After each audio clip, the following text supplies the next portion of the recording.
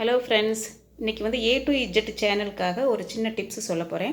Washing மிஷினில் வந்து பார்த்திங்கன்னா ட்ரையருக்கு டிலே ஆகுது, இல்லை அடைச்ச மணிக்கு இருக்குது, தண்ணி வெளியே போக மாட்டுக்கு, அந்த மாதிரி உங்களுக்கு காட்டுச்சுன்னா அந்த டாப் லோடில் நான் வந்து சாம்சங் வச்சுருக்கேன். அதில் வந்து பார்த்திங்கன்னா அப்படி காட்டுச்சுன்னா அதில் வந்து காட்டும் 5E அப்படி அந்த மாதிரி லைட் எரியும்.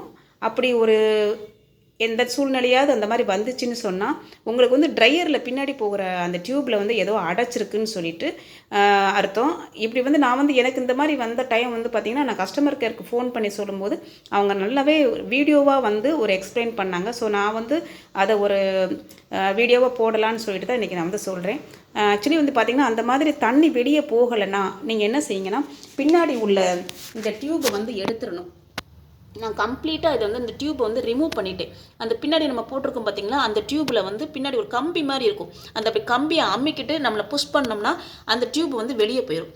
அந்த மாதிரி போனதுக்கப்புறம் நீங்கள் கம்ப்ளீட்லி வாஷிங் மிஷினில் வந்து ஆஃப் பண்ணிவிட்டு இந்த இந்த ஹோலில் வந்து பார்த்திங்கன்னா ஏதாவது ஒரு சின்ன பிளாஸ்டிக்கில் ஏதாவது ஒரு குச்சி மாதிரியோ ஏதோ ஒன்று எடுத்துகிட்டு நல்லா குத்துனீங்கன்னா அதில் வந்து உள்ளே இருக்கிற டஸ்ட்டு ஏதாவது வெளியே போயிடும். வெளியே போயிடுச்சுன்னா தண்ணி வந்து உங்களுக்கு மடமடன்னு வெளியே போக ஆரம்பிச்சிடும்.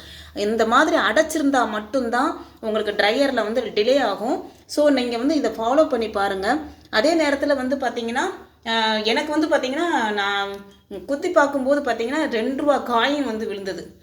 ஸோ காயின் வந்து தெரியாமல் சட்டைக்குள்ளே போட்டது வந்து போய் அந்த ஓட்டையில் அடைச்சிக்கிருச்சு. ஸோ இதை வந்து மாதம் ஒரு இடம் அந்த மாதிரி கிளியர் பண்ணிக்கிறது நல்லது.